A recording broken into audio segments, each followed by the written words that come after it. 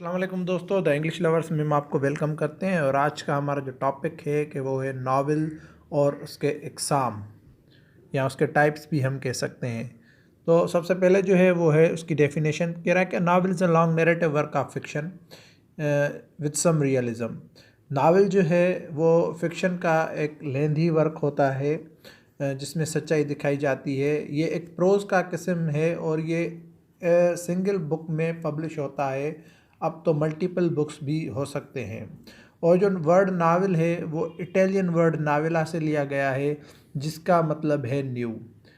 Similar to a short story, a novel has some features like a representation of a characters.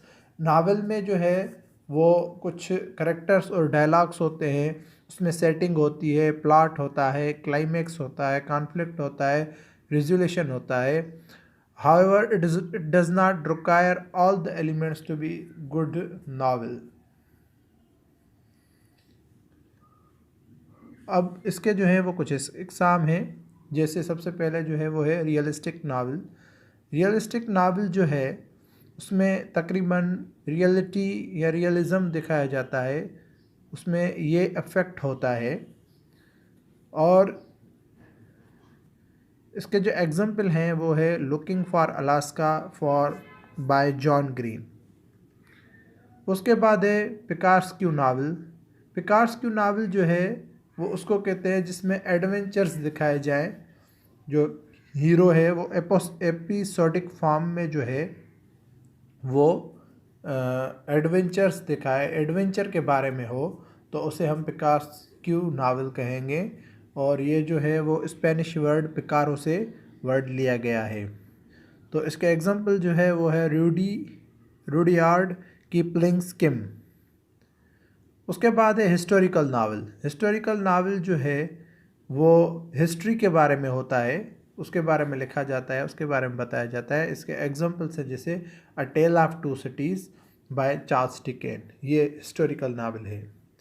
उसके बाद है epistolary novel. The word epistolary comes from Latin word epistola means a letter. ये epistola Latin word से लिया गया है जिसकी माना लेटर है। और ये जो है एपिस्टोलरी फिक्शन जो है is a popular genre where the narrative is told via a series of documents. ये डॉक्यूमेंट्स की सूरत में जो है सीरीज़ वो नैरेट होती है।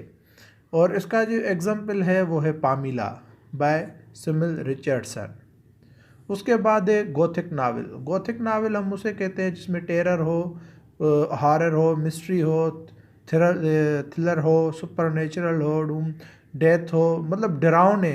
सिंपली हम ये कह सकते हैं कि डरावने नावल जिसमें डर दिखाया गया हो, तो उसे हम गोथिक नावल कहेंगे। जैसे मैरी शेले का फ्रैंकेनस्टाइन है। उसके बाद है एलिगोरिकल नावल।